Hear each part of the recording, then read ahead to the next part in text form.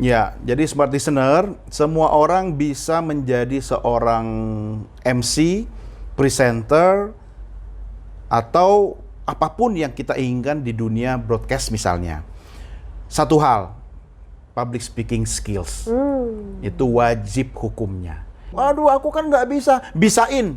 Aku nggak terbiasa. Biasakan. Aku nggak terlatih. Ya, latihan. Jadi jangan cari alasan. Cari peluang, cari kesempatan. Ya kan? Jadi orang di industri ini, itu belajarnya seumur hidup, Mbak Tasya. Wow. Kalau cuap-cuap saja, anak kecil juga bisa. Tapi yang paling penting adalah jangan seperti pepatah, tong kosong nyaring bunyinya. Kalau orang asal cuap-cuap saja tapi tidak ada isinya, saya anggap itu hanya sekedar sambil lalu lah. Orang cuap-cuap kalau nggak punya isi, lebih baik jangan cuap-cuap. Smart FM. Smart Career. Smart listeners, kita tahu ya ada salah satu profesi sebagai presenter atau sebagai host atau sebagai MC yang ini dituntut sekali untuk punya kemampuan public speaking yang mumpuni.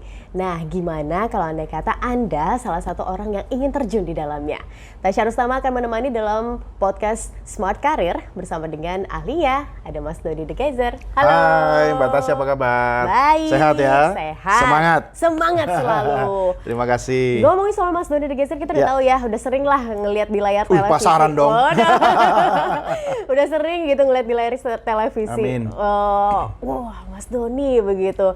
Gimana sih pada akhirnya gitu terjun ke dunia presenter? Iya, kalau bicara tentang sejarah itu biasanya makan waktu 3 bulan ya. Tapi saya buat singkat saja. Panjang ya. Iya, saya sadar sejak kecil saya memang senang cinta pada dunia broadcasting, Mbak Tasya. Jadi waktu itu eranya kan belum banyak televisi ya. Di tempat lahir saya lahir di Makassar, kemudian besar di Jogja. Nah, saya sangat akrab dengan televisi Republik Indonesia atau TVRI. Nah, karena dulu ada beberapa aktivitas itu melibatkan kita sering ke studio TV. Nah, misalnya ngisi acara nyanyi-nyanyi anak-anak, ya kan. Nah, kemudian saya sering nonton acara Cerdas Cermat dulu, tapi di studio, datang ke studio. Nah, pada waktu orang menghadap ke depan, ke panggung, melihat peserta 3 grup itu bertarung, saya menghadap ke belakang, Mbak. Loh? Melihat kameramen bekerja. Waduh. Iya, jadi saya senang sekali. Saya pengen banget berada di lingkungan broadcast seperti ini. Nah, sejak kecil, SD, SMP, kecintaan saya pada dunia broadcast itu makin tumbuh. Dan ketika saya hijrah ke Jogja untuk studi SMA, ya kan, saya sudah bulatkan tekad nanti saya mau kuliah di bidang broadcasting. Tadinya pengen cari SMK, Sekolah Menengah Kejurusan, tapi nggak ada yang broadcast waktu itu. Cuma ada STM sama SMEA. Tua banget ya. Kalau sekarang kan sudah ada MSK Multimedia kan, sama broadcast kan. Benar. Nah, akhirnya ya udahlah sabar, habis SMA begini-gini SMA-nya mondok loh. Pesantren. Iya. Kemudian saya lanjut diploma dulu, karena waktu itu cuma ada diploma 3 broadcasting. Nah, tapi alhamdulillah waktu saya tamat SMA, saya itu diterima kerja di TVRI Jogja. Jadi saya kerja sambil kuliah. Nah, kerjanya di Jogja, kuliahnya di Solo. Waduh. Jogja Solo kan. Karena setelah diploma sudah kerja, saya nyambung S1-nya di Solo. Jadi Jogja Solo, tapi alhamdulillah kemudian saya waktu lulus sarjana itu sekitar tahun 2000 ya. Lama ya. Ketahuan deh umurnya. Ketahuan umurnya. Pas hari Sabtu wisuda, hari Senin dipanggil sama bos di kantor, Kepsta, kepala stasiun. Ada permintaan mutasi, Doni diminta ke Jakarta. Alhamdulillah. Jadi hari itu saya selesai kuliah, wisuda. Hari Senin saya dipanggil, hari Rabu saya berangkat ke Jakarta. Jadi saya hijrah tahun 2000 ke Jakarta, saya pindah ke TVRI Stasiun Pusat Jakarta di divisi berita nasional. Nah, saya sempat menjalani aktivitas sebagai seorang reporter di lapangan, jadi produser program, baik program berita, program current affair, talk show dan segala macam. Saya juga sempat mendapatkan waktu itu, karena waktu itu stasiun TV kan skala ukurnya pakai AC Nielsen ya. Jadi acara saya 2 waktu itu sampai ratingnya tertinggi, bagus. Dan diapresiasi oleh manajemen waktu itu. Kemudian saya sekolah lagi, Mbak, ya, belajar lagi, ambil ya studi lanjut sambil jadi tenaga pendidik di beberapa perguruan tinggi. Kemudian sampai tahun 2010 diberi kesempatan untuk bersama-sama di Berita Satu News Channel. Nah, setelah itu cita-cita saya tetap tidak pernah padam untuk mendirikan lembaga pendidikan sendiri. Makanya kemudian kemudian sejak kurang lebih 8 tahun lalu, 9 tahun lalu saya mendirikan Communication Academy. Nah, itu fokusnya pada pendidikan dan pelatihan di bidang communication and broadcasting. Sampai hari ini. Sampai hari ini. Jadi nggak jauh-jauh lah profesinya, walaupun saya mungkin sudah tidak terlalu banyak lagi di dunia cuap-cuap, ya, karena saya sudah jarang lagi nge-MC, karena saya mendidik MC. Ya kan, kalau di TV, kalau di radio saya ada program-program talk show, ya kan, sebagai narasumber. Kemudian karena saya juga memiliki lembaga pelatihan, jadi saya harus melahirkan banyak insan-insan muda di bidang broadcasting dan komunikasi. Oke, jadi guru, jadi pendidik tentu harus lebih ahli dong kan daripada murid-muridnya begitu kan. Mungkin boleh dong Mas Dodi di spill gitu. Sebenarnya gimana sih dunia presenter, dunia MC itu tadi, penyiaran dan lain-lain, agar mungkin smart listeners yang mendengarkan kami di kesempatan kali ini yang mau punya vision atau pandangan ke arah ke sana bisa. Ya, jadi smart listener, semua orang bisa menjadi seorang MC, presenter, atau apapun yang kita inginkan di dunia broadcast misalnya. Satu hal, public speaking skills. Itu wajib hukumnya. Karena sampai hari ini saya belum menemukan media, stasiun radio atau televisi yang menggunakan bahasa kebatinan. Ya kan? Emang kamu nggak denger? Coba. Nggak denger apa yang saya ucapkan? Dia buka acara tapi diem aja. Nah, itu belum ada. Nah, kalaupun nanti ada, pasti ada ilmu public speaking kebatinan. Ya kan? Nah, jadi tetap kuasai ilmu public speaking. Waduh, aku kan nggak bisa. Bisain. Aku nggak terbiasa, biasakan. Aku nggak terlatih, ya latihan. Jadi jangan cari alasan, cari peluang, cari kesempatan, ya kan? Yang kedua, good attitude. Ya, pintar saja tidak cukup, cerdas saja kurang. Tapi attitude ini wajib hukumnya. Kenapa? Ketika teman-teman smart listener tampil di media atau di platform apapun, dikenal oleh publik, ketika mereka melihat smart listener secara nyata, bertatap muka langsung, jangan sampai nanti ada gap. Ya kan? Mungkin kalau di layar, di kamera kan kita kesannya gimana gitu. Oke, pas ketemu ini orang songong banget sih gimana. Itu akan meruntuhkan personal brand atau image bagi orang itu sendiri. Ya, jadilah orang yang santun, ya kan? Orang pintar itu kan tidak harus sombong kan? Nah, kemudian attitude itu penting sekali. Dan yang keempat, jadi orang di industri ini itu belajarnya seumur hidup, Mbak Tasya. Wow. Jadi jangan menganggap, wah, gue udah sarjana, ya kan? Gue udah S2 nih, gue udah dokter nih, selesai. Oh no, belajar terus. Tapi keuntungannya orang-orang kayak kita, karena tiap hari ketemu dengan narasumber, kita jadi menyerap ilmunya. Jadi pinter kan? Nah, itulah 4 hal yang wajib kudu mesti harus dimiliki oleh orang-orang yang ingin terjun di profesi ini. Nah, uniknya lagi Mbak Tasya, bahwa menjadi profesi ini tidak akan membuat dia selamanya atau stuck atau mentok. Dia bisa mengeksplor di dunia di luar profesi ini. Ya, banyak teman-teman kita yang kemudian kena kemampuan public speakingnya oke, dia kemudian masuk ke media, dia dikenal publik, dia terjun ke dunia bisnis misalnya, dia terjun ke dunia politik misalnya, ya kan? Ya, saya nggak usah sebut lah, you name it lah, banyak sekali gitu kan, banyak sekali. Saya pun menikmati itu ketika di luar dunia ini, bukan dunia maksudnya, ya di luar dunia profesi ini gitu kan. Saya juga kan belajar berwirausaha. Ya kan, saya melakukan aktivitas bisnis yang jauh dari dunia broadcasting.